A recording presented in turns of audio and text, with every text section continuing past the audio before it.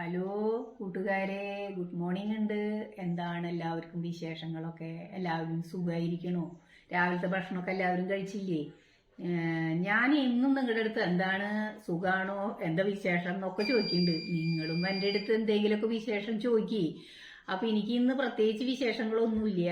അപ്പൊ ഇന്ന് നമുക്ക് രാവിലത്തെ ഭക്ഷണം എന്താ ഉണ്ടാക്കിയെന്നുള്ളതൊന്ന് കാണണ്ടേ. അപ്പൊ നമ്മളിന്ന് രാവിലത്തെ ഭക്ഷണം ഉണ്ടാക്കിയിട്ടുള്ളത് ഇങ്ങനൊരു പലഹാരമാണ്. ഇത് നമ്മൾ എങ്ങനെ ഉണ്ടാക്കിയെന്ന് ചോദിച്ചു കഴിഞ്ഞാൽ, ഇന്നലെ ഫ്രിഡ്ജിൽ മാവ് ഇരിക്കുന്നുണ്ടായിരുന്നു, ഇഡ്ഡലി ഉണ്ടാക്കിയിലത്തെ. അപ്പം അതിലത്തെ ആ ഫ്രിഡ്ജിലത്തെ മാവ് എടുത്തിട്ട് ദോശ ഉണ്ടാക്കി കഴിഞ്ഞ മോനെ അത്ര അങ്ങോട്ട് താല്പര്യക്കുറവുണ്ട്. അപ്പം ഞാൻ ചിലപ്പോൾ ഇങ്ങനത്തെ ചെറിയ കുസൃതികളൊക്കെ ചെയ്യും.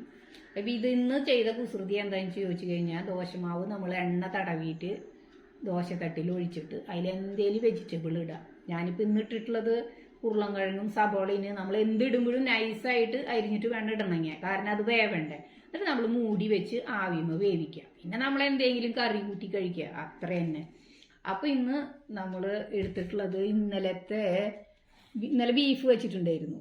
ഈ ബീഫിൽ എന്താ ഇട്ടേന്ന് ചോദിച്ചു കഴിഞ്ഞാൽ, ഇതിൽ ചക്കക്കുരു ഇട്ടിട്ടേക്കണേ. അടുത്ത വീട്ടിലത്തെ ചേച്ചി ഒരു കഷ്ണം ചക്ക കൊണ്ടുവന്നതാ. അപ്പം അതിലത്തെ ചക്കക്കുരും, അതിൽ ചക്കക്കുരു ഇട്ടു. പിന്നെ നാളികേരക്കുത്ത് ഇട്ടിട്ടുണ്ട്, കുറച്ച് നാളികേരക്കുത്തും ഇട്ടിട്ടുണ്ട്. അപ്പം ആ നാളികേരക്കുത്തും ബീഫും നമ്മുടെ ചക്കക്കുരും കൂടിയിട്ട് ഒരു പിടുത്തം അങ്ങോട്ട് പിടിച്ച് നമ്മളങ്ങോട്ട് കഴിക്കുമ്പോൾ നല്ല ടേസ്റ്റാണ്.